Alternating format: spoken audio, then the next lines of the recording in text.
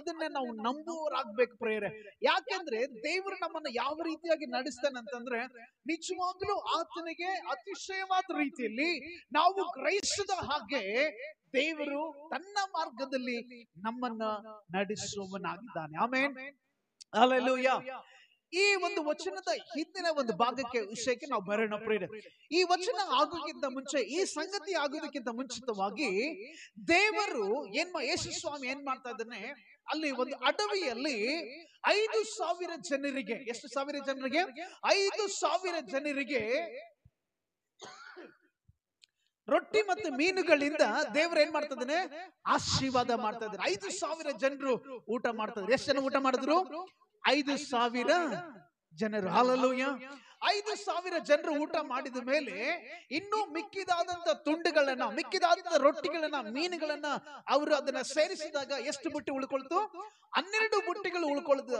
12 ಬುಟ್ಟಿ ಉಳ್ಕೊಂಡು ಈ ಸಂತೋಷದಲ್ಲಿ, ಈ ಅದ್ಭುತದಲ್ಲಿ, ಈ ಅದ್ಭುತವನ್ನ ನೋಡಿದಂತ ಯೇಸು ಸ್ವಾಮಿ ಶಿಷ್ಯರು ಬಹಳ ಸಂತೋಷವುಳ್ಳವರಾಗಿದ್ದಾರೆ.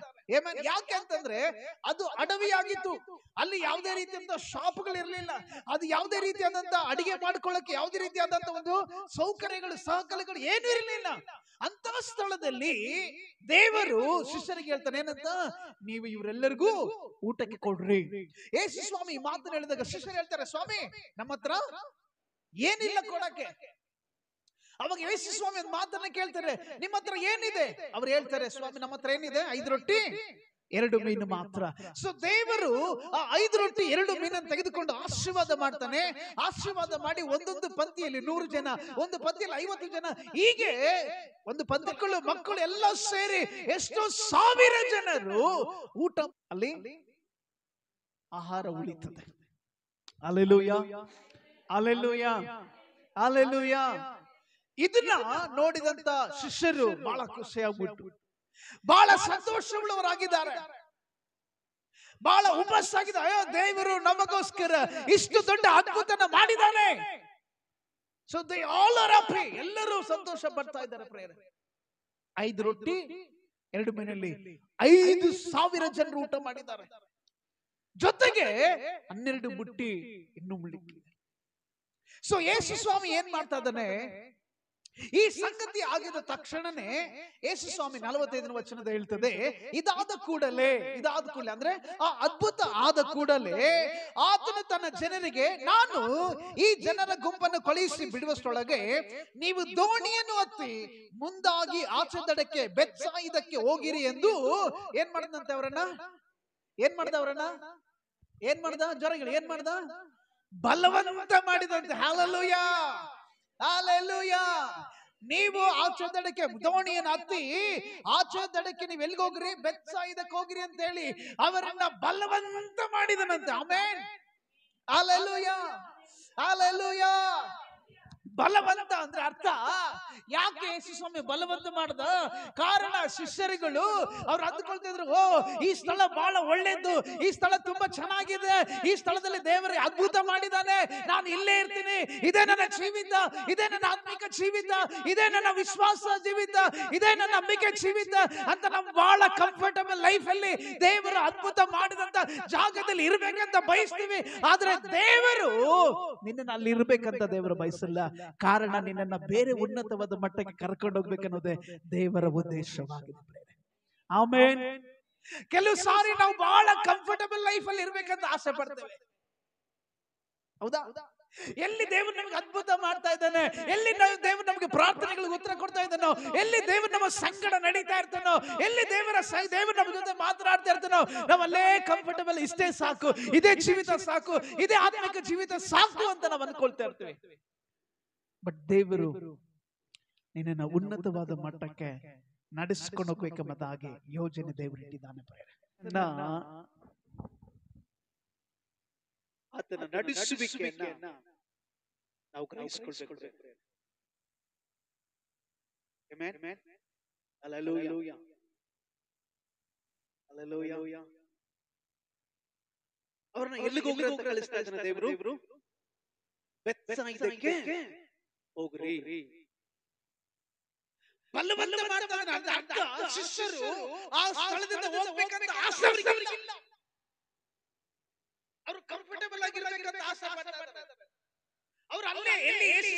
ಯಾವ್ದೋ ಮಾಡಿದಾನ, ಆ ಅದ್ಭುತ ಸ್ಥಳದಲ್ಲಿ ಇರಬೇಕಂತ ಆಸೆ ಪಡ್ತಾ ಇದ್ದಾರೆ. ದೇವರವರನ್ನ ಬೇರೆ ಮಾರ್ಗ ಕರ್ಕೊಂಡು ಆಮೆನ್. Hallelujah, hallelujah. ಕೆಲಸ ನಮ್ಮ ಆತ್ಮಿಕ ಜೀವಿತದಲ್ಲಿ ನಾವು ಈ ರೀತಿಯಾಗಿರ್ತೇವೆ.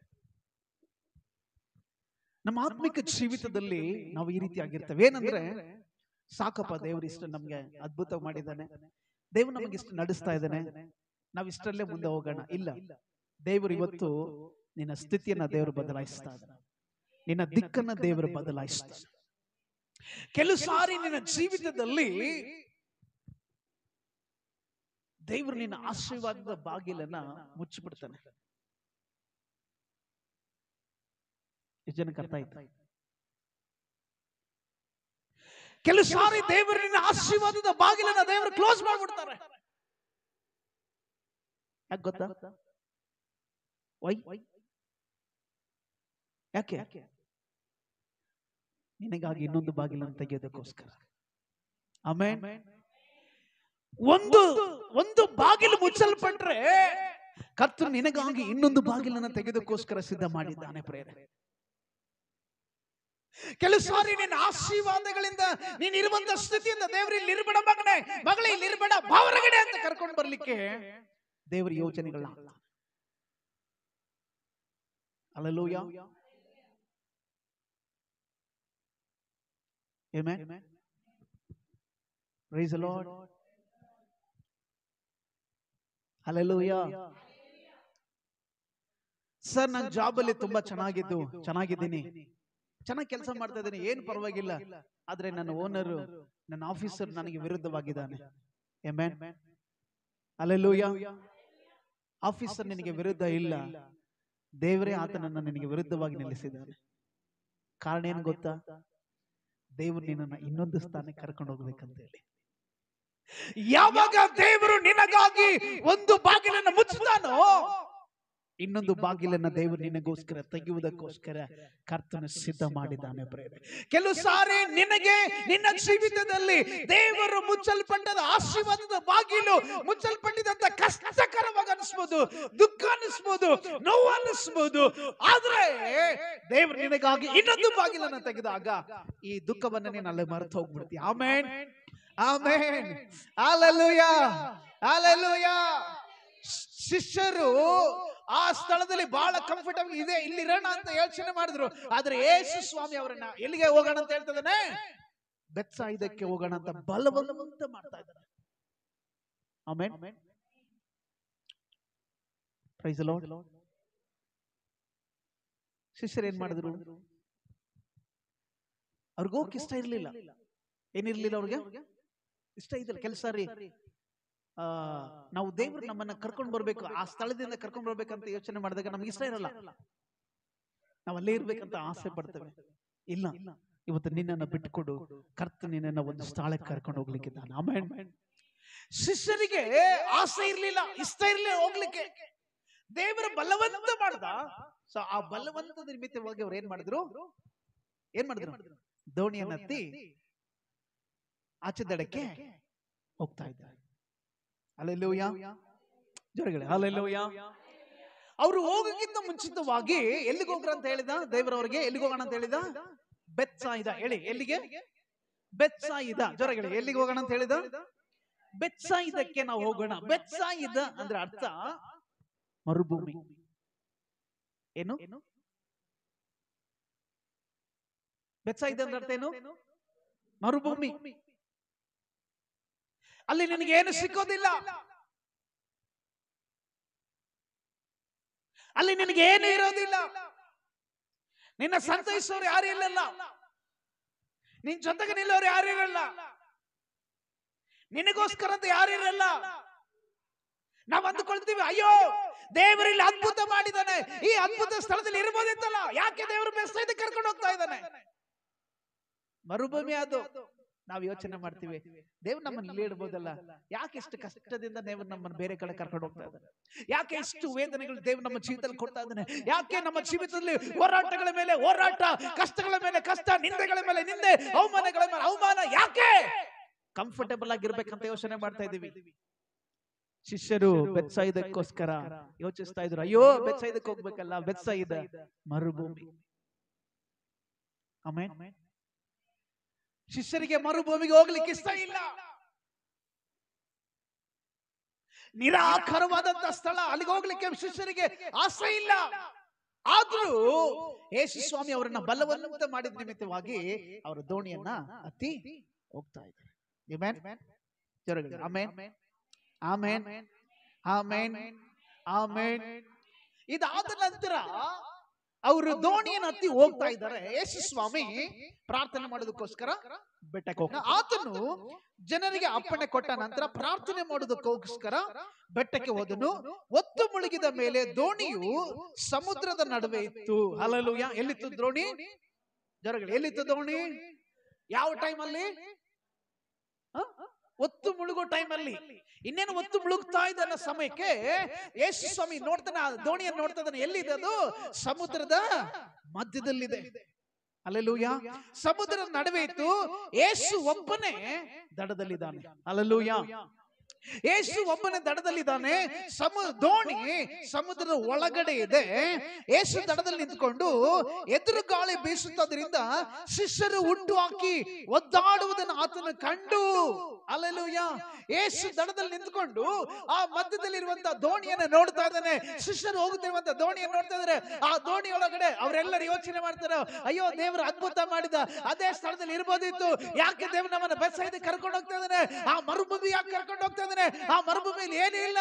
ಅಲ್ಲಿ ಒಳಗಡೆ ವಿಚಾರ ಇನ್ನೊಂದೇನೆಂದ್ರೆ, ಆ ಸಮುದ್ರದ ಒಳಗಡೆ ಇವರು ಹೋಗ್ತಾ ಇದ್ದಾರೆ. ಗಾಳಿ ಎದುರು ಬೀಸುತ್ತಾ ಇದೆ. ಹಲ್ಲೆಲೂಯಾ. ಗಾಳಿ ಎದುರು ಬೀಸ್ತಾ ಇದೆ. ಆ ಎದುರು ಬೀಸುತ್ತ ಗಾಳಿಗೆ ಇವರು ಈಜಿಯಾಗಿ ಹೋಗದ ಅವ್ರು ಕಷ್ಟಪಟ್ಟು ಹುಟ್ಟಾಕ್ತಾ ಇದ್ದಾರೆ. ಹಲ್ಲೆಲೂಯಾ. ಹುಟ್ಟಾಕಿ ಕಷ್ಟಪಟ್ಟು ಆ ಎದುರು ಗಾಳಿಗೆ ಅವರ ದೋಣಿಯನ್ನು ನಡೆಸ್ತಾ ಇದ್ದಾರೆ. ಆಮೆನ್. ಪ್ರೀತಿಯ ದೇವ ಜನರೇ, ನೀವು ಯೋಚನೆ ಮಾಡಿ, ಆ 12 ಜನ ಶಿಷ್ಯರೊಳಗಡೆ ಆಲ್ಮೋಸ್ಟ್ 2 ಅಥವಾ 3 ಬಿಟ್ಟು ಮಿಕ್ಕಿದವರೆಲ್ಲರೂ ಯಾರಾಗಿದ್ರು? ಮೀನ್ ಹಿಡಿಯೋರಾಗಿದ್ರು. ಅವರೆಲ್ಲರಿಗೂ ಸಮುದ್ರದಲ್ಲಿ ಗಾಳಿ ಬಂದ್ರೆ ಯಾರಿಗೆ? ಶಿಷ್ಯರುಗಳಿಗೆ. ಹಲ್ಲೆಲೂಯಾ. ಅವರೆಲ್ಲರೂ ಎಕ್ಸ್ಪರ್ಟ್ ಆಗಿದ್ರು ನೀರಿನಲ್ಲಿ. ಆದ್ರೆ ಇವತ್ತು ಅವರಿಗೆ ಎದುರಾಗಿ ನಿಂತ ಗಾಳಿ ಅದು ಅವರು ಅವರು ಎದುರಿಸಿದಂತ ಗಾಳಿ ಅಲ್ಲ, ಇದು ವ್ಯತ್ಯಾಸವಾಗಿರುವಂತ ಗಾಳಿ. ಆಮೆನ್. ಹಲ್ಲೆಲೂಯಾ. ಕೊನೆದಾಗಿ ಹೇಳ್ತೀನಿ ನಾನು, ಆ ಗಾಳಿ ಯಾಕೆ ಬಂತು ಅಂತ ಹೇಳ್ತೇನೆ.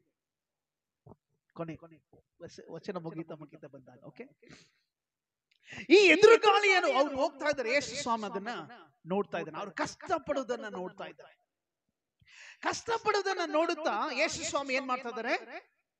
ಹೆಚ್ಚು ಕಡಿಮೆ 4ನೇ ಜಾವದಲ್ಲಿ ಸಮುದ್ರದ ಮೇಲೆ ನಡೆದು ಅವರ ಕಡೆಗೆ ಯೇಸು ಸ್ವಾಮಿ ಬರ್ತಾ ಇದ್ದಾರೆ. ಹಲ್ಲೆಲೂಯಾ. ಸಮುದ್ರದ ಮೇಲೆ ಯೇಸು ಸ್ವಾಮಿ ನಡೆದುಕೊಂಡು ಅವರ ಕಡೆಗೆ ಬರ್ತಾ ಇರಬೇಕಾದ್ರೆ ಆ ಶಿಷ್ಯರುಗಳು ಯೇಸುವನ್ನ ನೋಡಿ ಏನಂತಿದ್ದಾರೆ? ಏನಂತ ಕೂಗ್ತಾ ಇದ್ದಾರೆ? ಇದು ದೆವ್ವ ಇದೆ. ಇದೇನಿದೆ? ದೆವ್ವವಿದೆ ಎಂಬುದಾಗಿ ಅವ್ರೇನ್ ಮಾಡ್ತಾರೆ? ಗಟ್ಟಿಯಾಗಿ ಕಿರಿಸ್ತಾರೆ, ಅಬ್ಬರಿಸ್ತಾ ಇದ್ದಾರೆ. ಅವಾಗ ಯೇಸು ಸ್ವಾಮಿ ಅವ್ರಿಗೆ ಹೇಳ್ತಾನೆ, ಅಯ್ಯೋ ಶಿಷ್ಯರ ಭಯಪಡ್ಬೇಡ್ರಿ, ಇದು ನಾನಿದ್ದೀನಿ, ನಾನೇ ಅಂತ ಹೇಳಿ ಯೇಸು ಸ್ವಾಮಿ ಬಂದು ಆ ದೋಣಿಯನ್ನ ಹತ್ತಿ ಅವರ ಬಳಿಗೆ ಬರ್ತಾರೆ. ಹಲ್ಲೆಲೂಯಾ. ಹಲ್ಲೆಲೂಯಾ. ಯೇಸು ಸ್ವಾಮಿ ಹತ್ತಿ ದೋಣಿ ಹತ್ತಿ ಅವರ ಬಳಿಗೆ ಬರ್ತಾನೆ. ಬೈಬಲ್ ವಚನ ಹೇಳ್ತದೆ, ಗಾಳಿ ಏನಾಯ್ತಂತೆ? ಏನಾಯ್ತು? ನಿಂತೋಯ್ತು ಅಂತ. ಇನ್ನೊಂದು ಕಡೆಯಲ್ಲಿ ಯೇಸು ಸ್ವಾಮಿ ಗಾಳಿಯನ್ನ ಗದರಿಸ್ತಾನೆ. ಹೌದಾ? ನೀರನ್ನ ಗದರಿಸ್ತಾನೆ, ಸಮುದ್ರನ ಗದರಿಸ್ತಾನೆ. ಆದ್ರೆ ಇಲ್ಲಿ ಗದರಿಸ್ತಾ ಇಲ್ಲ. ಗಾಳಿಗೂ ಯೇಸು ಸ್ವಾಮಿ ಮಾತನಾಡ್ತಾ ಇಲ್ಲ.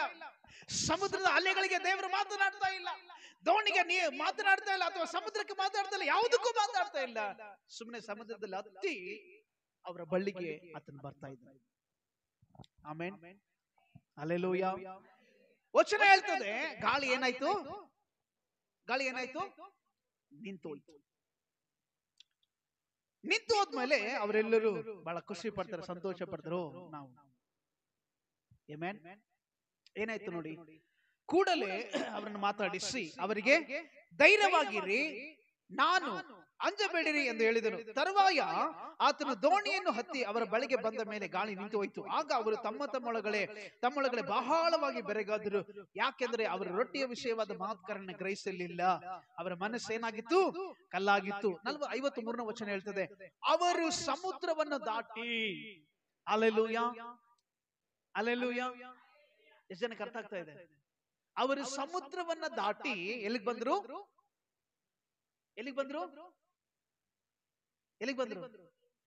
ಗೆನೆಜರೇತ್ ದೇಶದ ದಡಕ್ಕೆ ಮುಟ್ಟಿ ದೋಣಿಯನ್ನ ಕಟ್ಟಿದರು. ಹಲ್ಲೆಲೂಯಾ. ಯೇಸು ಸ್ವಾಮಿ ಎಲ್ಲಿಗೆ ಹೋಗೋಣ ಅಂತ ಹೇಳಿದ ಶಿಷ್ಯರಿಗೆ? ಎಲ್ಲಿಗೆ ಹೋಗೋಣ ಅಂತ ಹೇಳಿದ? ಜೋರಾಗಿ ಹೇಳಿ, ಎಲ್ಲಿಗೆ ಹೋಗೋಣ ಅಂತ ಹೇಳಿದ? ಬೆತ್ಸಾಯಿದ. ಬೆತ್ಸಾಯಿದ ಅಂದ್ರೆ ಅರ್ಥ ಏನು? ಮರುಭೂಮಿ. ಸಮುದ್ರದಲ್ಲಿ ಈಗ ಶಿಷ್ಯರ ಹಡಗು ಬರ್ತಾ ಇದೆ, ಸಮುದ್ರದಲ್ಲಿ ಸಿಕ್ಕಾಕೊಳ್ಳಿದೆ. ಆ ಎದುರು ಗಾಳಿ ಸಿಕ್ಕಾಕೊಂಡು ಅವ್ರು ಎಷ್ಟೋ ಕಷ್ಟಪಟ್ಟು ಹೋಗ್ಬೇಕಂತ ಪ್ರಯತ್ನ ಮಾಡ್ತಾ ಇದಾರೆ, ಆದ್ರೂ ಹೋಗ್ತಾ ಇಲ್ಲ. ಆದ್ರೆ ಅವ್ರೊಳಗಡೆ ಒಂದು ನಡೀತಾ ಇದೆ, ಏನು? ಯೇಸು ಸ್ವಾಮಿ ಬೆತ್ಸಾಯಿದಕ್ಕೆ ಹೋಗೋಣ ಅಂತ ಹೇಳಿ ಮರುಭೂಮಿ. ಅಲ್ಲಿ ಹೋಗಿ ಏನ್ ಮಾಡೋದು? ಕೆಲವು ಸಾರಿ ಬೇರೆ ಸ್ಥಳಕ್ಕೆ, ಬೇರೆ ಕಾರ್ಯದ ನಿಮಿತ್ತವಾಗಿ ದೇವರನ್ನ ಕರ್ಕೊಂಡು ಹೋಗ್ಬೇಕಾದ್ರೆ ನಾವು ಯೋಚಿಸ್ತೇವೆ, ಅಲ್ಲೇ ಕೆಲಸ ಚೆನ್ನಾಗಿತ್ತು, ಇಲ್ಲಾಕ್ ಬರಕ್ ಹೋಗಿದ್ದೆ.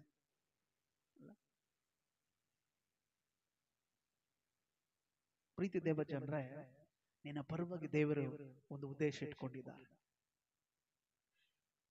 ನಿನ್ನ ಜೀವಿತದಲ್ಲಿ ಆಶೀರ್ವಾದದ ಬಾಗಿಲನ್ನ ದೇವರು ಮುಚ್ಚಿದ್ದಾನೆ ಅಂತ ಅಂದ ಮೇಲೆ ಭಯ ಪಡ್ಬೇಡ, ಚಿಂತೆ ಮಾಡಬೇಡ, ಶೋಧನೆಗೆ ಒಳಗಾಗಬೇಡ, ಕಳವಳಕ್ಕೆ ಒಳಗಾಗಬೇಡ. ನಿನಗಾಗಿ ದೇವರು ಉನ್ನತವಾದಂತ ಕಾರ್ಯವನ್ನ ನಿನಗೋಸ್ಕರ ದೇವರು ಇಟ್ಟಿದ್ದಾನೆ. Amen, hallelujah. ಬೈಬಲ್ ವಚನ ಹೇಳ್ತದೆ, 53ನೇ ವಚನ, ಅವರು ಸಮುದ್ರವನ್ನು ದಾಟಿ ಗೆನೆಜರೇತ್ ದೇಶದ ಆ ಸಮುದ್ರದ ದಡಕ್ಕೆ, ತೀರಕ್ಕೆ ಅವ್ರು ಬಂದು ತಲುಪಿದ್ರಂತೆ. ಆಮೆನ್. ಹೋಗ್ಬೇಕಾಗಿದೆ ಎಲ್ಲಿ? ಬೆತ್ಸಾಯಿದ. ಆದ್ರೆ ಇವ್ರು ಎಲ್ಲಿ ಮುಟ್ಟಿದ್ದಾರೆ? ಗೆನೆಜರೇತ್. ಗೆನೆಜರೇತ್ ಅಂದ್ರೆ ಫಲವತ್ತಾದ ಭೂಮಿ, ಬ್ಲೆಸ್ಸಿಂಗ್ಸ್ ಆಫ್ ಅಬಂಡೆನ್ಸ್ ಅಂತ ಹೇಳ್ತಾರೆ. Amen, hallelujah, hallelujah, hallelujah, hallelujah. ಅವರು ಗೆನೆಜರೇತ್ ಸ್ಥಳಕ್ಕೆ ಬಂದ್ರು. ಯೇಸು ಸ್ವಾಮಿ ಅವರನ್ನ ಕರ್ಕೊಂಡು ಹೋಗ್ತಾ ಇದ್ದ. ಅವ್ರಿಗೆ ಹೋಗ್ರಿ ಅಂತ ಹೇಳ್ದ. ಎಲ್ಲಿಗೆ? ಬೆತ್ಸಾಯಿದಕ್ಕೆ. ಆದ್ರೆ ಎದುರು ಗಾಳಿ ಅವ್ರನ್ನ ಎಲ್ಲಿ ಕರ್ಕೊಂಡು ಬಂತು? ಗೆನೆಜರೇತ್ ಕರ್ಕೊಂಡು. ಪ್ರೀತಿ ದೇವ ಜನರೇ, ಇವತ್ತೊಂದು ಸಂಗತಿ ನಾನು ನಿಮ್ಗೆ ಹೇಳಕ್ಕೆ ಇಷ್ಟಪಡ್ತೀನಿ. ನಿನಗೆ ವಿರುದ್ಧವಾಗಿ ಯಾವ್ದಾದ್ರು ಎದುರಾಗಿ ಬರ್ತಾ ಇದ್ದೇನಾ? ಚಿಂತೆ ಮಾಡಬೇಡ. ಅದು ನಿನ್ನ ಬೆತ್ಸಾಯಿದಕ್ಕೆ ಕರ್ಕೊಂಡು ಹೋಗಲ್ಲ, ಅದು ನಿನ್ನ ಗೆನೆಜರೇತ್ ಕರ್ಕೊಂಡು ಹೋಗ್ತದೆ. ಜೋರಾಗಿ ಚಪ್ಪಾಳೆ ತಟ್ಟೋಣ, ಜೋರಾಗಿ ಚಪ್ಪಾಳೆ ತಟ್ಟೋಣ. Amen, amen, hallelujah, hallelujah. ನಿನಗೆ ವಿರುದ್ಧವಾಗಿ ಯಾವುದೇ ಗಾಳಿ ಓಪನ್ ಆದ್ರೂ ಚಿಂತೆ ಮಾಡಬೇಡ, ನೀನು ಬೆತ್ಸಾಯಿದಕ್ಕೆ ಹೋಗಲ್ಲ, ನಿನ್ನ ಗೆನೆಜರೇತ್ ಕರ್ಕೊಂಡು ಹೋಗ್ತದೆ. ಆಮೆನ್. ಕೆಲವು ಸಾರಿ ನಮ್ಮ ಜೀವಿತದಲ್ಲಿ ದೇವರು ಬೇಕಂತಾನೆ ಗಾಳಿಗಳನ್ನ ಕಳಿಸ್ತಾರೆ. ಆಮೆನ್. ಉದ್ದೇಶ ಪೂರ್ವಕವಾಗಿ ಗಾಳಿಯನ್ನ ಕಳಿಸ್ತಾನೆ, ಎದುರು ಗಾಳಿ. ಯಾವುದು? ಹೇಗೆಂದ್ರೆ, ನಿಮ್ಮ ಆಫೀಸಲ್ಲಿ ನಿನ್ನ ಆಫೀಸರು ನಿನಗೆ ವಿರುದ್ಧ ಇರ್ತಾನೆ. ಅವಾಗ್ಲೂ ನೀನು ಎಷ್ಟೇ ಒಳ್ಳೆ ಕೆಲಸ ಮಾಡೋ ಅವನಿಗೆ ಇಷ್ಟ ಆಗಲ್ಲ. ನೀನು ಏನೇ ಮಾಡೋ ಅವನಿಗೆ ಇಷ್ಟ ಆಗಲ್ಲ. ಆತ ನೀನು ಏನೆಲ್ಲ ನೀನು ಪ್ರಯಾಸ, ನೀನು ಎಷ್ಟೇ ಎಫರ್ಟ್ ಹಾಕಿದ್ರು ಕೂಡ ಆ ಕಂಪನಿಯನ್ನು ಚೆನ್ನಾಗಿ ನಡ್ಸ್ಕೊಂಡು ಹೋದ್ರು ಆತನಿಗೆ ಇಷ್ಟ ಇರಲ್ಲ. ಆತನ ಮಾತಾಡ್ತಾ ಇರ್ತಾನೆ ಅವಾಗ್ಲೂ, ನಿನ್ನಿಂದ ಏನಾಗಿಲ್ಲ. ಕೆಲಸ ನೀವು ಬೇಜಾರಾಗ್ಬಿಡ್ತಾ, ಅಯ್ಯೋ ನಾನು ಎಷ್ಟೋ ಕೆಲಸ ಮಾಡಿದ್ರು, ನಾನು ಏನ್ ಮಾಡಿದ್ರು ನನ್ನ ಮನುಷ್ಯ, ನನ್ನ ಯಜಮಾನ, ನನ್ನ ಆಫೀಸರ್ ನನ್ನನ್ನು ಒಪ್ಕೊಳ್ತಾ ಇಲ್ಲ ಅಂತ ಚಿಂತೆ ಮಾಡಬೇಡ. ಆ ಆಫೀಸರ್ ಒಂದು ದಿನ ನಿನ್ನನ್ನ ಗೆನೆಜರೇತ್ ಕರ್ಕೊಂಡು ಹೋಗ್ತಾರೆ. ಆಮೇಲೆ ಅಂದ್ರೆ ಹೈ ಪೊಸಿಷನ್ಗೆ ದೇವರನ್ನ ಕರ್ಕೊಂಡು ಹೋಗ್ತಾನೆ. ಕೆಲವು ಸಾರಿ ನನ್ನ ಜೀವಿತದಲ್ಲಿ ಬರುವಂತ ವಿರುದ್ಧವಾಗಿದ್ದ ಗಾಳಿಗಳು ನಿನ್ನನ್ನ ಬೆತ್ಸಾಯಿದಕ್ಕೆ ಕರ್ಕೊಂಡು ಹೋಗ್ಲಿಕ್ಕೆ ಬಿಡಲ್ಲ. Amen, praise the lord. ಹಾಗಾದ್ರೆ ಸಮುದ್ರದಲ್ಲಿ ಆ ಬಿರುಗಾಳಿಯನ್ನ ಪ್ರಾರಂಭ ಮಾಡಿದಾತನೇ ದೇವರು. ಶಿಷ್ಯರು ಶಿಷ್ಯರು ಬಲವಂತವಾಗಿ ಇಷ್ಟ ಇರ್ಲಿಲ್ಲ ಹೋಗ್ಬೇಕಂತ ಅವ್ರಿಗೆ. ಎಲ್ಲಿಗೆ? ಬೆತ್ಸಾಯಿದಕ್ಕೆ. ಅವರು ಹೋಗ್ತಾ ಇದಾರೆ. ಅಯ್ಯೋ ಯೇಸು ಸ್ವಾಮಿ ಹೇಳಿದಾನಲ್ಲಪ್ಪ, ಹೆಂಗಾದ್ರೂ ಮಾಡಿ ಹೋಗೋಣ, ಕಷ್ಟ ಪಡ್ತಾ ಇದಾರೆ. ಯೇಸು ಸ್ವಾಮಿಗೆ ಚೆನ್ನಾಗಿ ಗೊತ್ತಿತ್ತು ಇವರು ಖಂಡಿತವಾಗ್ಲೂ ಬೆತ್ಸಾಯಿದಕ್ಕೆ ಹೋಗ್ತಾರೆ. ಹೌದಾ? ಖಂಡಿತ ಅವರು ಬೆತ್ಸಾಯಿದಕ್ಕೆ ಹೋಗ್ತಾರೆ. ಇವ್ರಿಗೇನು ಪ್ರಾಬ್ಲಮ್ ಇಲ್ಲ.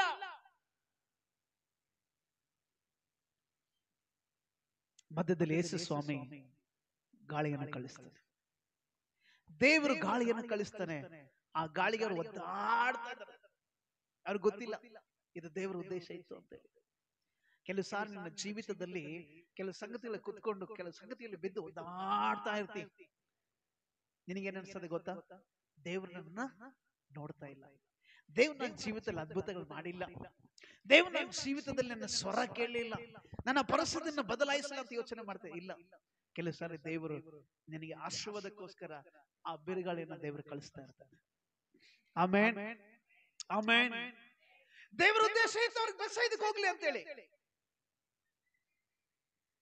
ಯಾವಾಗ ನೀನು ಹೋಗ್ತಿ, ಯಾವಾಗ ನೀನು ಬಿದ್ದು ಹೋಗ್ತಿ, ಯಾವಾಗ ಆ ಸ್ಥಳವನ್ನ ರೀಚ್ ಮಾಡ್ತಿ ಅಂತ ದೇವ್ರಿಗೆ ಗೊತ್ತಾಗುತ್ತೋ, ಇಮಿಡಿಯೇಟ್ಲಿ ದೇವರು ನಿನ್ನ ವಿರುದ್ಧವಾಗಿ ಒಂದು ಪರಿಸ್ಥಿತಿಯನ್ನ ಕಳಿಸ್ಕೊಡ್ತಾನೆ. ಆ ಪರಿಸ್ಥಿತಿ ನಿನ್ನನ್ನು ಯಾವ ರೀತಿ ದಿಕ್ಕಿಗೆ ಬದಲಾಯಿಸ್ತದೆ? ಗೆನ್ನದ ರೀತಿಗೆ ಬದಲಾಯಿಸ್ತದೆ. Hallelujah, hallelujah, hallelujah. ಅವರು ಬೆಳಿಗ್ಗೆ ಆ ಸಮುದ್ರವನ್ನು ದಾಟಿ ಆ ಸ್ಥಳಕ್ಕೆ, ಆ ದಡಕ್ಕೆ ಬಂದಾಗ ಎಲ್ಲಿಗೆ ಬಂದಿದ್ರು ಅವರು? ಗೆನೆಜರೇತ್. ಗೆನೆಜರೇತು ಆಶೀರ್ವಾದದ ಒಂದು ಪಟ್ಟಣ ಆಗಿತ್ತು, ಆಶೀರ್ವಾದದ ಒಂದು ನೆಲ ಆಗಿತ್ತು, ಫಲವತ್ತಾದಂತ ಒಂದು ನೆಲವಾಗಿತ್ತು. ಹಲ್ಲೆಲೂಯಾ. ಇನ್ನೊಂದು ಸಂತೋಷವಾದಂತ ವಿಷಯ, ಇನ್ನೊಂದು ನಿನ್ನನ್ನು ಬಲಪಡಿಸುವಂತ ಒಂದು ವಿಷಯ ನಾನು ನಿಮ್ಗೆ ಹೇಳಲಿಕ್ಕೆ ಇಷ್ಟಪಡ್ತೀನಿ. ಆಮೆನ್. ಶಿಷ್ಯರು ಬೆತ್ಸಾಯಿದಕ್ಕೆ ಬರೋದಕ್ಕಿಂತ ಮುಂಚೆ ಎಷ್ಟು ಅದ್ಭುತ ನೋಡಿದ್ರು?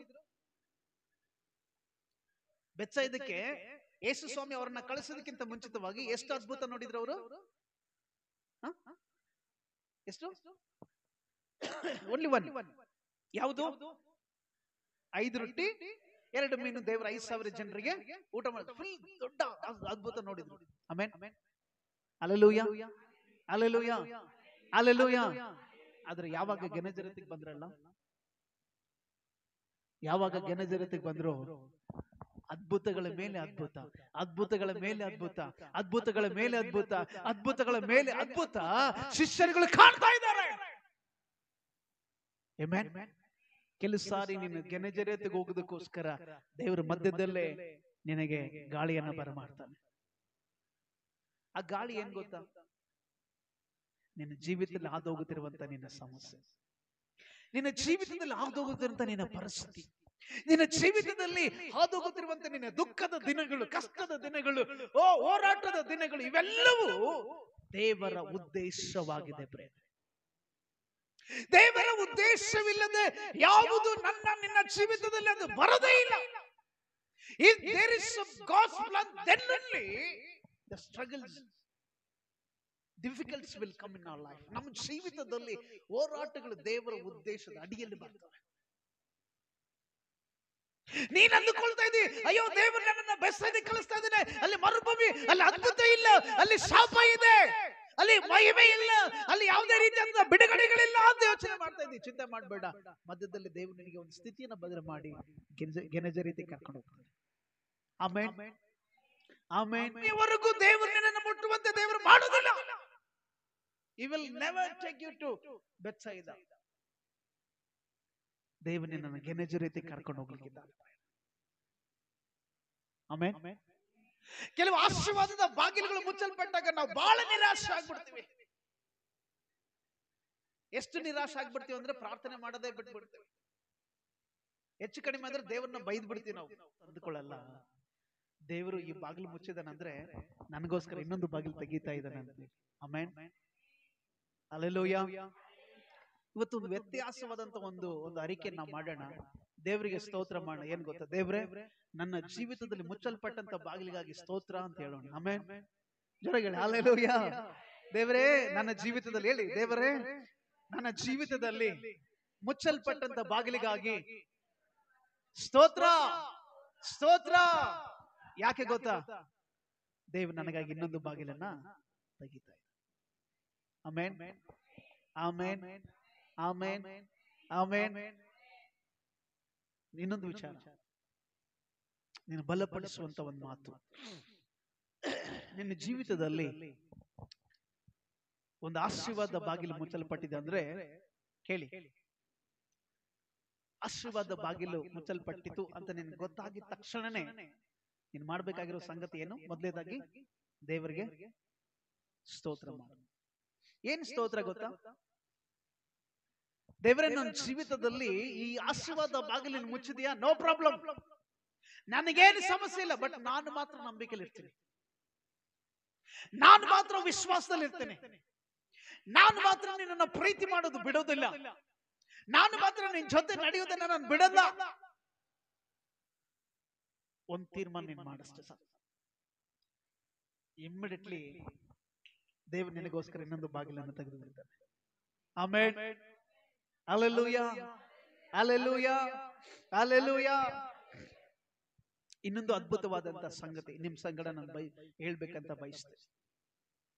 ಸಮುದ್ರದಲ್ಲಿ ಶಿಷ್ಯರುಗಳು ಬಹಳ ಕಷ್ಟಪಟ್ಟು ಹುಟ್ಟಾಕಿ ಬೆತ್ಸಾಯಿದಕ್ಕೆ ಹೋಗ್ಬೇಕಂತ ಪ್ರಯತ್ನ ಮಾಡ್ತಾ ಇದ್ದಾರೆ. ಹೌದಾ? ಅವ್ರು ಯೋಚನೆ ಮಾಡಿದ್ರು, ಅಯ್ಯೋ ಯೇಸು ಸ್ವಾಮಿ ಜೊತೆಗಿದ್ರೆ ಬಹಳ ಒಳ್ಳೇದಿತ್ತಲ್ಲ, ಏನಾದ್ರು ಮಾಡ್ತಿದ್ರು. 5 ರೊಟ್ಟಿ 2 ಮೀನನ್ನ ದೇವ್ರು ಅದ್ಭುತ ಮಾಡೋದು, ಅದೇ ರೀತಿ ಅದ್ಭುತ ಏನಾದ್ರು ಮಾಡ್ಬೋದಿತ್ತಲ್ಲ, ಮಾಡ್ತಿದ್ರೇನೋ ದೇವ್ರು. ಮೇ ಬಿ ಯೇಸು ಸ್ವಾಮಿನ ಬೈದಿರ್ಬೇಕು ಅವಾಗ. ಆ ಮನುಷ್ಯ ನೋಡು ನಮ್ಮನ್ನೆಲ್ಲ ಕಳಿಸಿ ಆತನ ಆರಾಮಾಗಿದ್ದಾನೆ ಅಂತ ಅಂದ್ಕೊಂಡಿರ್ಬೇಕು ಮನಸ್ಸಲ್ಲಿ. ಆದ್ರೆ ಅವ್ರಿಗೆ ಗೊತ್ತಾಗ್ಲಿಲ್ಲ, ಯೇಸು ಸ್ವಾಮಿ ದಡದಲ್ಲಿ ನಿಂತ್ಕೊಂಡು ದೂರದಿಂದ ಅವರ ಕಷ್ಟ ಪಡೋದನ್ನ ನೋಡ್ತಾ ಇದ್ದಾರೆ. Amen, amen, amen, amen, amen. ದೇವರು ನಿನ್ನನ್ನು ಬೆತ್ಸಾಯಿದಕ್ಕೆ ಹೋಗ್ಬೇಕಂತ ಕಳಿಸಿಕೊಟ್ಟ ಮೇಲೆ ದೇವರು ನಿನ್ನನ್ನ ನೋಡಲ್ಲ ಅಂತ ಅಲ್ಲ, ದೇವರು ನಿನ್ನ ನೋಡ್ತಾ ಇದ್ದಾನೆ. ಆಮೆನ್. ಗಾಡ್ ಇಸ್ ಸೇಯಿಂಗ್, ನೋಡ್ತಾ ಇದ್ದಾನೆ ದೇವರು.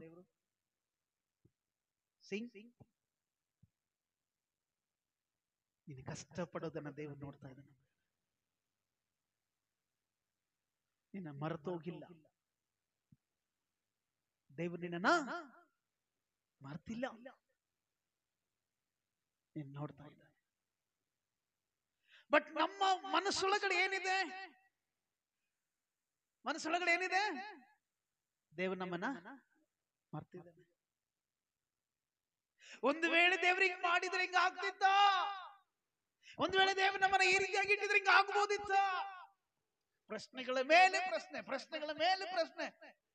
ಎಷ್ಟು ಪ್ರಶ್ನೆ ಆಗ್ತೀವಿ ಅಂದ್ರೆ ಅದಕ್ಕೆ ಉತ್ತರನೇ ಇರಲ್ಲ, ಅಷ್ಟು ಪ್ರಶ್ನೆಗಳ ಮೇಲೆ ಪ್ರಶ್ನೆಗಳನ್ನ ಆಗ್ತಾ ಇರ್ತೇವೆ. ಆದ್ರೆ ನಾವು ಮರ್ತು ಬಿಡ್ತೀವಿ, ಬೆತ್ಸಾಯಿದಕ್ಕೆ ಹೋಗ್ಬೇಕಂತ ಕಳಿಸಿದಂತ ದೇವರು ನನ್ನನ್ನ ನೋಡ್ತಾ ಇದ್ದಾನೆ. ಆಮೆನ್. ಎರಡನೇದಾಗಿ ಗಮನ ಕೊಡಿ, ನೀನು ಬೆತ್ಸಾಯಿದಕ್ಕೆ ಹೋಗ್ತಾ ಇದ್ದಾಗ ಕಷ್ಟ ಅಂತ ಗೊತ್ತು ಯೇಸು ಸ್ವಾಮಿಗೆ. ಅಲ್ಲಿ ಮರುಭೂಮಿ ಅಂತ ಗೊತ್ತು ಯೇಸು, ಗೊತ್ತೇ ಇಲ್ಲ? ಗೊತ್ತಿದೆಲ್ಲ? ಇದೆಲ್ಲ ಗೊತ್ತಿದ್ದು ಕೂಡ ಯೇಸು ಬೆತ್ಸಾಯಿದಕ್ಕೆ ಅವ್ರನ್ನ ಕಳಿಸ್ತಾ ಇದ್ದಾನೆ, ದೇವ್ರಿಗೆ ಕಳಿಸ್ತಾ ಇದ್ದಾನೆ. ಬೆತ್ಸಾಯಿದಕ್ಕೆ ಹೋಗ್ರಿ ಅಂತ ಹೋಗ್ತಾ ಇದ್ದಾರೆ, ಅವರು ಕಷ್ಟ ಪಡ್ತಿದ್ದಾರೆ, ದೇವ್ರನ್ನ ನೋಡ್ತಾ ಇದ್ದಾನೆ. ಆಮೆನ್.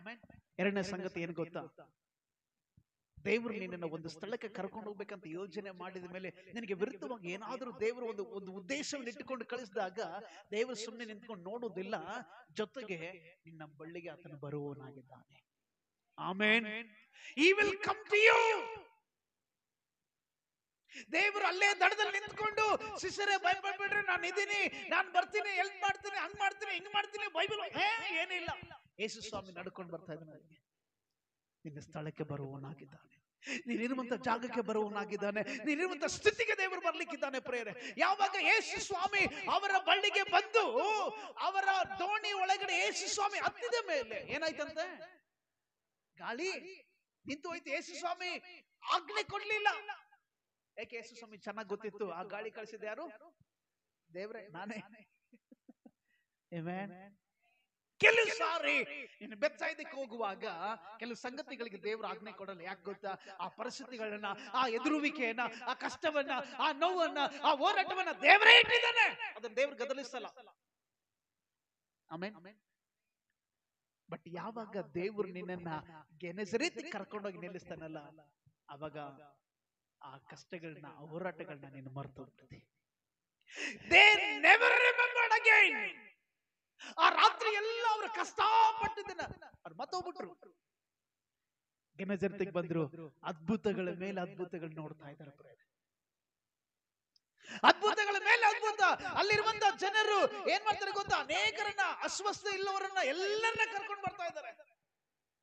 ಯೇಸು ಸ್ವಾಮಿಗೆ ಅವ್ರು ಕೇಳ್ತಾರೆ, ಸ್ವಾಮಿ ನಿನ್ನ ಬಟ್ಟೆ ಗೊಂಡೆ ಮುಟ್ಟಕ್ಕೆ ಅವಕಾಶ ಕೊಡು ಸಾಕು ನನಗೆ. ಅಲ್ಲಿ ಬೈಬಲ್ ವಚನ ಹೇಳ್ತದೆ, ಯಾರು ಯಾರು ಯೇಸು ಸ್ವಾಮಿನ ಬಟ್ಟೆ ಗೊಂಡೆಯನ್ನ ಮುಟ್ಟಿದ್ರು ಎಲ್ಲರೂ ಸೌಖ್ಯ ಆದ್ರಂತೆ. Amen, hallelujah, hallelujah. ಅಲ್ಲಿ ಒಂದು ಅದ್ಭುತ, ಗೆನೆಸರೇತಲ್ಲಿ ಬಹಳ ಅದ್ಭುತಗಳುಂಟು ಪ್ರೇರೆ. ಇನ್ನು ಬಹಳ ಅದ್ಭುತಗಳಿಗೋಸ್ಕರ ಕರ್ತನ ಸಮುದ್ರದಲ್ಲಿ ನಿನ್ನ ಹೋರಾಟಕ್ಕೆ ದೇವರು ನಿಲ್ಲಿಸಬೇಕು. ಆಮೆನ್. ಬೇಜಾರಾಗಬೇಡ. ಆಮೆನ್. ಅಯ್ಯೋ, ಅವ್ರು ನೋಡ್ಲಿಲ್ಲ, ನನಗೆ ಇವ್ರು ನೋಡ್ಲಿಲ್ಲ, ನನಗೆ ಇವ್ರು ಮಾತಾಡಿಸ್ಲಿಲ್ಲ, ಅವ್ರು ನನಗೆ ಕೇರ್ ಮಾಡ್ಲಿಲ್ಲ. ಇಲ್ಲ, ಏಸಪ್ಪ ನಿನ್ನ ಕೇರ್ ಮಾಡ್ತಾ ಇದ್ದಾರೆ. ಆಮೆನ್. ನನ್ನ ಬಂಧುಗಳು ನನ್ನ ನೋಡ್ತಾನಂತ ಅನ್ಕೊಂಡೆ, ನನ್ನ ಬಂಧುಗಳು ನೋಡಲ್ಲ. ಸ್ನೇಹಿತರು ನನ್ನ ನೋಡ್ತಾರಂತ ಅನ್ಕೊಂಡೆ, ಸ್ನೇಹಿತರು ನೋಡಲ್ಲ. ನನ್ನ ತಂದೆ ತಾಯಿಗಳು ನನ್ನನ್ನು ಪ್ರೀತಿಸ್ತಾರಂತ ಅನ್ಕೊಂಡೆ, ಅವ್ರ ಪ್ರೀತಿ ತಣ್ಣಗಾಗಿ ಹೋಗ್ತದೆ. ಪ್ರಿಯ ಸಹೋದರನೇ, ಸಹೋದರಿಯೇ, ದೇವರು ನಿನ್ನನ್ನು ನೋಡುವವನಾಗಿದ್ದಾನೆ. ಹಲ್ಲೆಲೂಯಾ.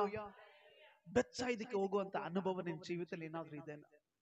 ಕಹಿಯಾದಂತ ಅನುಭವ ನಿನ್ನ ಜೀವಿತದಲ್ಲಿ ಏನಾದ್ರೂ ಓಡಾಡ್ತಾ ಇದೆನಾ? ಚಿಂತೆ ಮಾಡಬೇಡ ಸಹೋದರನೇ, ಸಹೋದರಿ. ಇವತ್ತು ದೇವರು ನಿನ್ನನ್ನ ಗೆನೆಸರೇತ್ ಕರ್ಕೊಂಡು ಹೋಗ್ಲಿಕ್ಕಿದ್ದಾರೆ. ಗೆನೆಸರೇತ್ ಏನು? ಫಲವತ್ತಾದ ದೇಶ, ಅದ್ಭುತಗಳ ಮೇಲೆ ಅದ್ಭುತ. ಶಿಷ್ಯರು ಒಂದೇ ಅದ್ಭುತಕ್ಕೆ ಅಷ್ಟು ಖುಷಿ ಪಟ್ಟಿದ್ರು. ಇಲ್ಲಿ ಅದ್ಭುತಗಳ ಮೇಲೆ ಅದ್ಭುತಗಳನ್ನ ನೋಡ್ತಾ ಇದ್ದಾರೆ. ಆಮೆನ್. ನಿನಗೆ ಈಗ ಇರುವಂತ ಆಶೀರ್ವಾದದಲ್ಲೇ ಇರ್ಬೇಕಂತ ನೀನು ಯೋಚನೆ ಮಾಡಬೇಡ. ಇದು ದೇವರ ಉದ್ದೇಶ. ಇಲ್ಲಿ ನಿನಗೇನಿಲ್ಲ, ಬೆಳವಣಿಗೆ ಇಲ್ಲ. ಯಾಕೆ ಗೊತ್ತಾ? ನೀನು ಬರೇ ಒಂದೇ ಅದ್ಭುತಕ್ಕೋಸ್ಕರ ಆರಾಮ್ ಸುಮ್ಮನೆ ಕುತ್ಕೊಂಡ್ಬಿಟ್ಟಿ ತಣ್ಣಗೆ.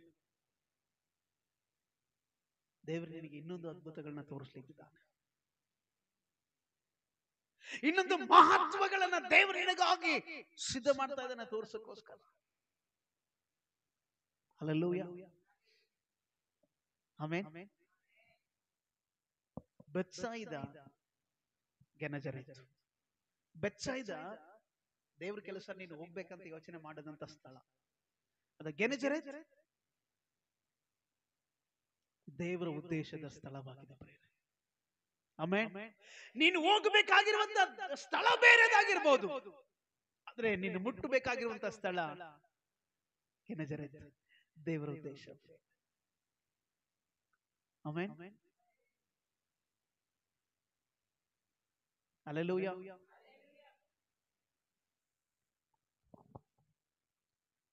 ಕೆಲವು ಸಾರಿ ಕೇಳಿ, ಕೆಲವು ಸಾರಿ ದೇವರು ನಿನ್ನ ಜೀವಿತದಲ್ಲಿ ತಂದು ಹಾಕಿರುವಂತ ಕೆಲವು ಹೋರಾಟಗಳಿದಾವಲ್ಲ, ಆ ಹೋರಾಟಗಳು ಕೇಳಿ, ಗಮನ ಕೊಡಿ. ಆ ಹೋರಾಟಗಳು ನಿನ್ನನ್ನ ಗೆನೆಸರೇತಿಗೆ ಮುಟ್ಟಿಸುವವರೆಗೂ ನಿನ್ನನ್ನ ಬಿಡಲ್ಲ.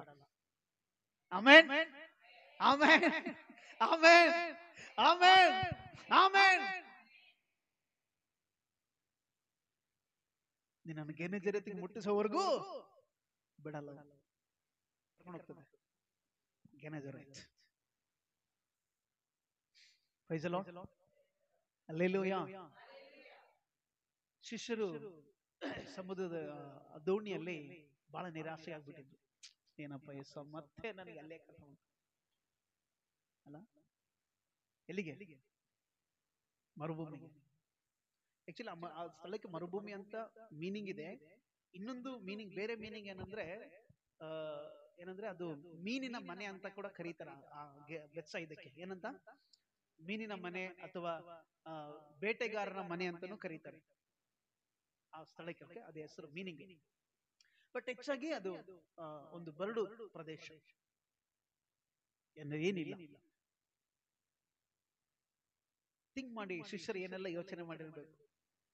ಆರಾಮಾಗಿ 12 ಬುಟ್ಟಿ ಅಲ್ಲೇ ಉಳಿದಿದ್ದು, ದಿನ ಒಂದೊಂದು ಪೀಸ್ ತಿಂದಿದ್ರು ಕೂಡ 12 ದಿನ ಓಡ್ತಾ ಇತ್ತು, ಆರಾಮಾಗಿ ಇದ್ವಿ. ಏಸಪ್ಪ ನೋಡಿದ್ರೆ ನಮ್ಮನ್ನು ಬೆಸದಕ್ಕೆ ಕರ್ಕೊಂಡು ಹೋಗೋಣ ಅಂತಿದ್ದಾನೆ. ಈ ಮನುಷ್ಯನಿಗೆ ಏನಾದ್ರು ಗೊತ್ತಿದ್ದಾನೆ? ಇಲ್ಲ, ಅಲ್ಲಿ ಗೊತ್ತಿಲ್ಲ. ಅಲ್ಲಿ ಏನೇನು ಇರ್ತವೆ? ಯಾಕೆ ಇವರೆಲ್ಲ ಅಲ್ಲೇ ಇದ್ದವ್ರ, ಇವರೆಲ್ಲ ಅಲ್ಲಿಂದ ಬಂದವರು, ಇವರೆಲ್ಲ. ಹೌದಾ? ಇವರೆಲ್ಲರೂ ಅದೇ ಸ್ಥಳದಿಂದ ಬಂದದ್ದು, ಅವ್ರಿಗೆಲ್ಲ ಗೊತ್ತು. ಪರಿಸ್ಥಿತಿ ಭಯಂಕರ ಇರುತ್ತೆ ಅಲ್ಲಿ ಅಂತೇಳಿ, ಆದ್ರೂ ಅವ್ರು ಹೋಗ್ತಾ ಇದ್ದಾರೆ. ಯೇಸು ಸ್ವಾಮಿ ಗೊತ್ತಾಯ್ತು, ಇವ್ರು ಹೆಂಗಾದ್ರು ಪಕ್ಕ ಬೆಚ್ಚ ಇದಕ್ಕೆ ಹೋಗ್ತಾರೆ ಇವ್ರು. ಯಾಕೆ? ಇಲ್ಲಿ ಅದ್ಭುತ ನೋಡ್ಯಾರಲ್ಲ, ಇಲ್ಲಿ ಅದ್ಭುತ ನೋಡಿದ್ರೆ ಅಲ್ಲಿ ಹೋದ್ರೆ ದೇವ್ರ ಏನೋ ಮಾಡ್ತಾ ತಗೊಂಡು ಹೋಗ್ತಾರೆ, ಫುಲ್ ಖುಷಿಯಾಗಿ ಹೋಗ್ತಿದ್ದಾರೆ. ದೇವರ ಮಧ್ಯದಲ್ಲಿ ಒಂದು ಬಿರುಗಾಳಿಯನ್ನು ಬರಮಾಡ್ತಾನೆ. ಈ ಬಿರುಗಾಳಿ ಇವ್ರನ್ನ ಬೆಚ್ಚಾಯ್ದಕ್ಕೆ ಕರ್ಕೊಂಡು ಹೋಗ್ಲಿಲ್ಲ, ಇವರನ್ನ ಗೆನಜರೇತಿ ಕರ್ಕೊಂಡು ಹೋಗ್ತು. ಇವತ್ತು ನಿನ್ನ ಜೀವಿತದಲ್ಲಿ ಬಂದಂತ ಹೋರಾಟ ನಿನ್ನನ್ನ ಬೆಚ್ಚಾಯ್ದಕ್ಕೆ ಕರ್ಕೊಂಡು ಹೋಗಲ್ಲ, ನಿನ್ನನ್ನ ಗೆನಜರೇತಿ ಕರ್ಕೊಂಡು ಹೋಗ್ತದೆ. Amen, amen, amen. ನಿನ್ನ ಜೀವಿತದ ಹೋರಾಟ ಏನಾಗಿದೆ?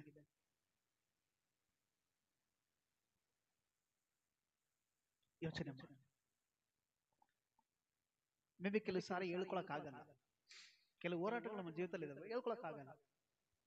ಒಬ್ಬರೇ ಹೋರಾಡ್ತಾ ಇರ್ತವೆ, ಒಬ್ಬರೇ ಕಷ್ಟಪಡ್ತಾ ಇರ್ತವೆ, ಒಬ್ಬರೇ ಅದನ್ನ ಸಹಿಸ್ಕೊಂಡು ಮುಂದೆ ನಡ್ತವೆ. ಈ ಬಿರುಗಾಳಿ ನಿನ್ನನ್ನ ಗೆನಜರೇತಿ ಕರ್ಕೊಂಡು ಹೋಗ್ತದೆ. ಆಮೆನ್. ನಿನ್ನನ್ನ ಬೆಚ್ಚಾಯ್ದಕ್ಕೆ ಕರ್ಕೊಂಡು ಹೋಗೋದಿಲ್ಲ, ಗೆನಜರೇತಿ ಕರ್ಕೊಂಡು ಹೋಗ್ತದೆ. ಹಲ್ಲೆಲೂಯಾ. ದೇವರಿಗೆ ಸ್ತೋತ್ರ. ಒಂದು ಸಂಗತಿ ಬೈಬಲ್ ಅಲ್ಲಿ ನಮಗೆ ತುಂಬಾ ಚೆನ್ನಾಗಿ ಗೊತ್ತಿರುವಂತ ವಿಚಾರ, ಅಪೊಸ್ತಲರು ಯೇಸು ಸ್ವಾಮಿ ಪರಲೋಕಕ್ಕೆ ಏರಿ ಹೋದ್ಮೇಲೆ ಅಪೊಸ್ತಲರು ಎಲ್ಲಾ ಶಿಷ್ಯರೆಲ್ಲ ಸೇರಿ 120 ಜನರು ಒಂದು ರೂಮ್ ನಲ್ಲಿ ನಿಂತ್ಕೊಂಡು ಪ್ರೇಯರ್ ಮಾಡ್ತಾರೆ, ಒಂದೇ ಮನಸ್ಸಾಗಿ ಪ್ರಾರ್ಥನೆ ಮಾಡ್ತಾರೆ. ಅಲ್ಲಿ ಅಭಿಷೇಕ ಬರಿಗಾಳಿಯ ರೂಪದಲ್ಲಿ, ಬೆಂಕಿ ರೂಪದಲ್ಲಿ, ಅನ್ಯ ಭಾಷೆಗಳ ನಾಲಿಗೆ ಮೇಲೆ ದೇವರ ಅಭಿಷೇಕ ಇಳಿದು ಬರ್ತದೆ. ಎಲ್ಲರೂ ಅನ್ಯ ಭಾಷೆಯಲ್ಲಿ ಮಾತಾಡ್ತಾ ಪವಿತ್ರಾತ್ಮನ ಶಕ್ತಿ ತುಂಬಿದವರಾಗಿ ದೇವರ ಆರಾಧನೆ ಮಾಡ್ತಾರೆ. ಅಲ್ಲಿ ಬೈಬಲ್ ವಾಕ್ಯ ಹೇಳ್ತದೆ, ಇಡೀ ಇತಿಹಾಸವನ್ನೇ ಬದಲಾಯಿಸಿದಂತ ಒಂದು ಅಭಿಷೇಕದ ಶಕ್ತಿ ಆ ಮನೆ ಒಳಗಡೆ ಬರ್ತದೆ. ಆ ಹೊಂದಿಕೊಂಡಂತ ಅಭಿಷೇಕ ಶಿಷ್ಯರುಗಳೆಲ್ಲರೂ ಸೇರಿ ಯೆರೂಸಲೇಮಿನಲ್ಲಿ ಎಲ್ಲ ಕಡೆ ಸುವಾರ್ತೆ ಮಾಡ್ಲಿಕ್ಕೆ ಶುರು ಮಾಡ್ತಾರೆ. ಯೆರೂಸಲೇಮಿನಲ್ಲಿ ಎಲ್ಲ ಕಡೆ ದೇವರ ವಾಕ್ಯನ ಹೇಳಲಿಕ್ಕೆ ಶುರು ಮಾಡ್ತಾರೆ. ಯೆರೂಸಲೇಮಿನಲ್ಲಿ ಎಲ್ಲ ಕಡೆ ದೇವರ ಅದ್ಭುತಗಳನ್ನ, ದೇವರ ಸುವಾರ್ತೆನ ಸಾರ್ಲಿಕ್ಕೆ ಹೋಗ್ತಾರೆ, ಅದ್ಭುತಗಳನ್ನ ಮಾಡ್ತಾರೆ, ಅತಿಶಯಗಳನ್ನ ಮಾಡ್ತಾರೆ. ಅದೇ ಅಪೊಸ್ತಲ ಕೃತ್ಯಗಳು 2ನೇ ಅಧ್ಯಾಯದಲ್ಲಿ ದೇವರ ಅಭಿಷೇಕ ಬಂದಾಗ, ಅದೇ ಅಪೊಸ್ತಲ ಕೃತ್ಯಗಳು 8ನೇ ಅಧ್ಯಾಯಕ್ಕೆ ಬರಬೇಕಾದ್ರೆ ಬೈಬಲ್ ವಚನ ಹೇಳ್ತದೆ, ಅದೇ ರೋಮ ಸಾಮ್ರಾಜ್ಯದ, ಅದೇ ಆ ರೋಮ ಇದರಲ್ಲಿ ಯೆರೂಸಲೇಮ್ ಅಲ್ಲಿ ಏನಾಗ್ತದೆ ಗೊತ್ತಾ? ಏನಾಗ್ತದೆ? ಹಿಂಸೆಗಳು ಪ್ರಾರಂಭ ಆಗ್ತವೆ. ಏನ್ ಪ್ರಾರಂಭ ಆಗ್ತವೆ? ಹಿಂಸೆಗಳು ಪ್ರಾರಂಭ ಆಗ್ತವೆ. ಆ ಹಿಂಸೆಗಳ ಮಧ್ಯದಲ್ಲಿ ಸೌಲನ್ ಏನ್ ಮಾಡ್ತಾ ಇದ್ದಾನೆ? ಎಲ್ಲ ಸ್ಟೀಫನ್ ಅನ್ನುವಂತ ಸ್ಟೇಫನನ್ನ ಆಲ್ರೆಡಿ ಸಾಯಿಸ್ಬಿಟ್ಟಿದ್ದಾರೆ. ಈಗ ಬೇರೆ ವಿಶ್ವಾಸಿಗಳನ್ನ, ಬೇರೆ ಯೇಸು ಸ್ವಾಮಿ ಶಿಷ್ಯರನ್ನ ಸಾಯಿಸ್ಬೇಕಂತ ಸೌಲನ್ ನೋಡ್ತಾ ಇದ್ದಾನೆ. ಸೌಲನ್ ಟೀಮ್ ಎಲ್ಲ ನೋಡ್ತಾ ಇದೆ. ಅವಾಗ ವಿರೋಧ ಬರ್ತಾ ಇದೆ, ಸಮಸ್ಯೆ ಬರ್ತಾ ಇದೆ.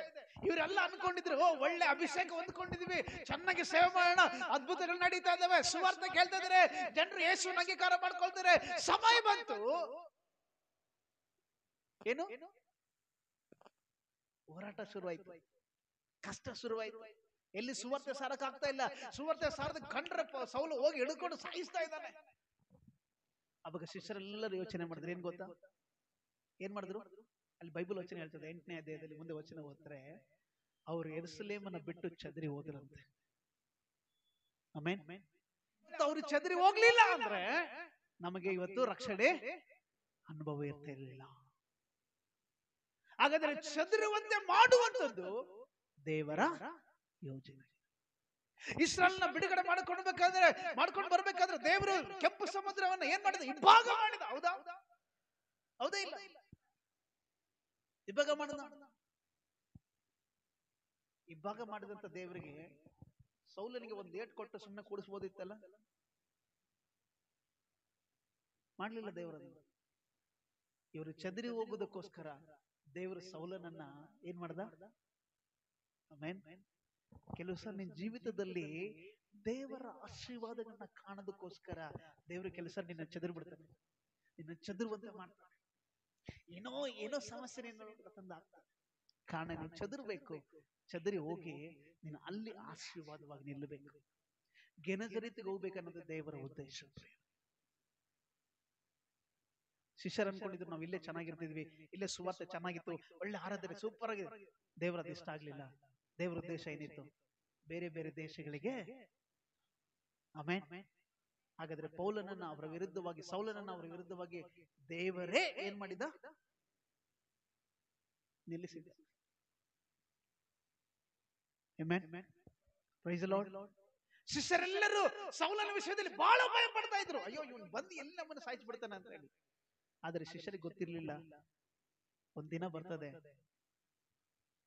ಯಾರನ್ನ ದೇವರು ಇವ್ರನ್ನ ಚದುರ್ಲಿಕ್ಕೆ ಒಂದು ಆಯುಧವಾಗಿ ದೇವರು ಉಪಯೋಗ ಮಾಡಿದ್ನು, ಅದೇ ವ್ಯಕ್ತಿಯನ್ನ ಅದೇ ಸುವಾರ್ತೆ ಸಾರೋದಕ್ಕೋಸ್ಕರ ಆಯ್ಕೆ ಮಾಡ್ಕೊಳ್ತಾನೆ ಅಂತೇಳಿ ಶಿಷ್ಯರು ಮತ್ತೊಬ್ಬರು ಗೊತ್ತಾಗ್ಲಿಲ್ಲ. ದೇವರು ಅದೇ ಸೌಲನ್ನ ಆಶೀರ್ವಾದ ಮಾಡಿ ಆತನ ಕರೆದು ತನ್ನ ಸೇವೆಗಾಗಿ ಉಪಯೋಗ ಮಾಡಿಕೊಳ್ತಾರೆ. ಪ್ರೀತಿ ದೈವ ಜನರೇ, ಕೆಲವು ಸಾರಿ ನನ್ನ ಜೀವಿತದಲ್ಲಿ ಬರುವಂತ ಈ ಬಿರುಗಾಳಿ, ಎದುರಾಗಿ ಬರುವಂತ ಈ ಬಿರುಗಾಳಿ, ನಿನ್ನ ಚದುರ್ಲಿಕ್ಕೆ ಬರುವಂತ ನಿನ್ನ ವಿರೋಧಿ ಸೈತಾನು ನಿನಗೆ ವಿರೋಧದಲ್ಲಿ ನಿಂತುಕೊಂಡಾಗ ನೀನ್ ಚಿಂತೆ ಮಾಡಕ್ ಹೋಗ್ಬೇಡ. ದೇವರು ನಿನ್ನನ್ನ ಗೆನಜರಿತೆ ಕರ್ಕೊಂಡು ಹೋಗ್ಲಿಕ್ಕಿದ್ದಾನೆ. ಆಮೆನ್. ಆ ಹೋರಾಟವೇ ನಿನ್ನನ್ನ ಗೆನಜರಿತೆ ಕರ್ಕೊಂಡು ಹೋಗ್ತದೆ. ಆ ಎದುರು ಬಿರುಗಾಳಿಗೆ ನಿನ್ನನ್ನ ಗೆನಜರಿತೆ ಕರ್ಕೊಂಡು ಹೋಗ್ತದೆ. ನೀನ್ ಯೋಚನೆ ಮಾಡ್ಬೇಡ, ಅಯ್ಯೋ ಬೆಚ್ಚ ಇದಕ್ಕೆ ಹೋಗ್ಬೇಕಲ್ಲಪ್ಪ, ಇಲ್ಲೇ ಬೇಡ. ದೇವ್ರು ನಿನ್ನ ಗೆನಜರಿತೆ ಕರ್ಕೊಂಡು ಹೋಗ್ಲಿಕ್ಕಿದ್ದಾನೆ. Hallelujah, hallelujah, hallelujah. ಅಲ್ಲಿ ವಚನ ಹೇಳ್ತದೆ, ಗೆನಜರಿತೆ ಕರ್ಕೊಂಡು ಹೋದ್ರು. ಅಲ್ಲಿ ಕರ್ಕೊಂಡು ಅವ್ರು ಮುಟ್ಟಿದ ಮೇಲೆ ಅವ್ರು ಏನ್ ಮಾಡಿದ್ರಂತೆ? ದೋಣಿಯಿಂದ ಇಳಿದ ತಕ್ಷಣನೇ ಏನಾಯ್ತಂತೆ? ಅವರು ದೋಣಿಯಿಂದ ಇಳಿದ ಕೂಡಲೇ ಜನರು ಆತನ ಗುರುತನ್ನು ಹಿಡಿದು ಆ ಸೀಮೆಲೆಲ್ಲ ಓಡಾಡುತ್ತಾ ಮೈಯಲ್ಲಿ ನೆಟ್ಟಗಿಲ್ಲದವರನ್ನು ಏನ್ ಮಾಡಿದ್ರಂತೆ? ಅವರು ಆ ಸೀಮೆಲೆಲ್ಲ ಓಡಾಡಿ ಮೈಯಲ್ಲಿ ನೆಟ್ಟಗಿಲ್ಲದವರನ್ನು ದೋಲಿಯ ಮೇಲೆ ಹಾಕಿಕೊಂಡು ಆತನ ಎಲ್ಲೆಲ್ಲಿ ಇದ್ದಾನೆಂದು ಕೇಳಿದರು. ಅಲ್ಲಿಗೆ ತೆಗೆದುಕೊಂಡು ಹೋದರು. ಆತನು ಯಾವ ಗ್ರಾಮಗಳಿಗೂ ಯಾವ ಊರು ಹಳ್ಳಿಗಳಿಗೂ ಹೋದನೋ ಅಲ್ಲಿ ಅವರು ರೋಗಿಗಳನ್ನು ಪೇಡುಪಿನ ಗೊಂಡೆಯನ್ನಾದರೂ ಮುಟ್ಟಗೊಡಿಸಬೇಕೆಂದು ಆತನು ಬೇಡಿಕೊಂಡರು. ಆತನನ್ನು ಮುಟ್ಟಿದವರೆಲ್ಲರೂ praise the Lord, hallelujah, hallelujah. ನೀನು ಒಂದೇ ಅದ್ಭುತದಲ್ಲಿ ಇರಬೇಕಂತ ದೇವರ ಉದ್ದೇಶ ಅಲ್ಲ.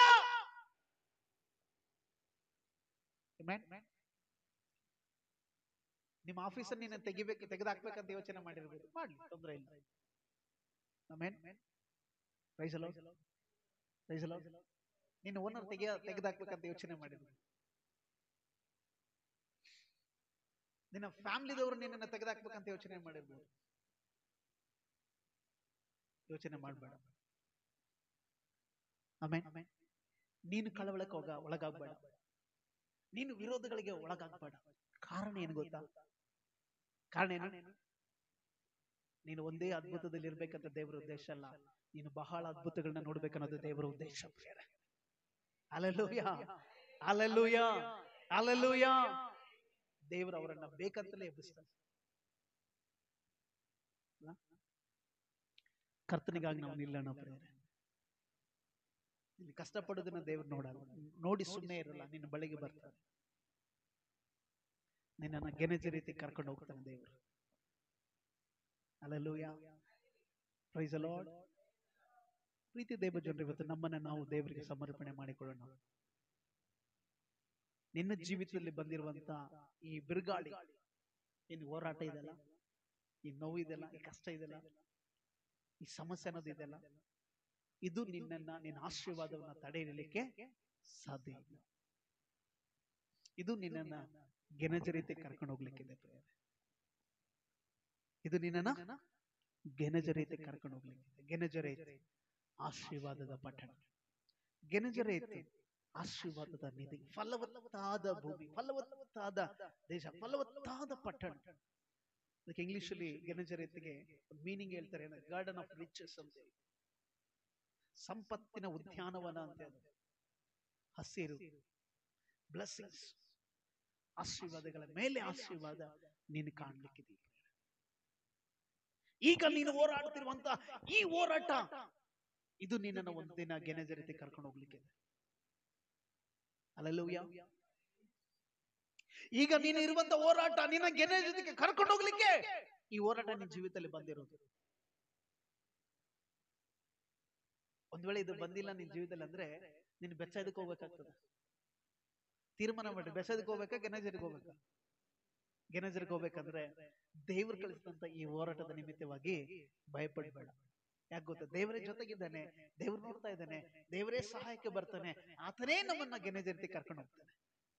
ಆಮೇನ್, ಆಮೇನ್, ಆಮೇನ್, ಆಮೇನ್, ಆಮೇನ್. ಅವರ ವಿರುದ್ಧವಾಗಿ ಕಳಿಸಲ್ಪಟ್ಟಂತ ಆ ಗಾಳಿ ಅವ್ರನ್ನ ಎಲ್ಲಿ ಕರ್ಕೊಂಡು ಹೋಯ್ತು? ಗೆನೆಜರಿತಿ. ನಿನ್ನ ವಿರುದ್ಧವಾಗಿ ಕಳಿಸಲ್ಪಟ್ಟಂತ ಹೋರಾಟ ನಿನ್ನನ್ನ ಗೆನೆಜರಿತಿಗೆ ಕರ್ಕೊಂಡು ಹೋಗ್ತಾವ. ಆಮೇನ್. ನಿನ್ನ ಆಫೀಸರ್ ನಿನ್ನ ಗೆನೆಜರಿತಿ ಕರ್ಕೊಂಡು ಹೋಗ್ತಾವ. ನಿನ್ನ ಯಜಮಾನ ನಿನ್ನ ಗೆನೆಜರಿತಿ ಕರ್ಕೊಂಡು ಹೋಗ್ತಾವ. ನಿನ್ನ ಕುಟುಂಬದ ವಿರೋಧಗಳು ಎಲ್ಲಿದ್ದಾವಲ್ಲ ಅವರೆಲ್ಲರೂ ನಿನ್ನ ವಿರೋಧಿಗಳಲ್ಲ, ಅವರೆಲ್ಲರೂ ನಿನ್ನ ಗೆನೆಜರಿತಿ ಕರ್ಕೊಂಡು ಹೋಗುವಂತಾರ. Amen. Praise the lord, praise the lord, praise the Lord. ನಾವೆಲ್ಲರೂ ಗೆನೆರ ಜೊತೆಗೆ ಹೋಗ್ಲಿಕ್ಕಿದ್ದೇವೆ. ಗೆನೆರ ಜೊತೆಗೆ ಹೋದ ಮೇಲೆ ಸುಮ್ಮನೆ ಕೂಡಲ್ಲ, ಅಲ್ಲಿ ನಾವು ಅದ್ಭುತಗಳ ಮೇಲೆ ಅದ್ಭುತ ಕಾಣ್ತೀವಿ. Price the lord. ಸೊ ಕರ್ತ ನಮ್ಮೆಲ್ಲರನ್ನ ವಾಕ್ಯದ ಮುಖಾಂತರವಾಗಿ ದೇವರ ಆಶೀರ್ವಾದ ಮಾಡಿ. ಆಮೆನ್. ಹಲ್ಲೆಲೂಯಾ. ಜೋರಾಗಿ ಕರಗಳ ತಟ್ಟನ್ನು ದೇವರಿಗೆ ಮಹಿಮೆ ಪಡಿಸೋಣ. ಪ್ರೇರ. ಆಮೆನ್.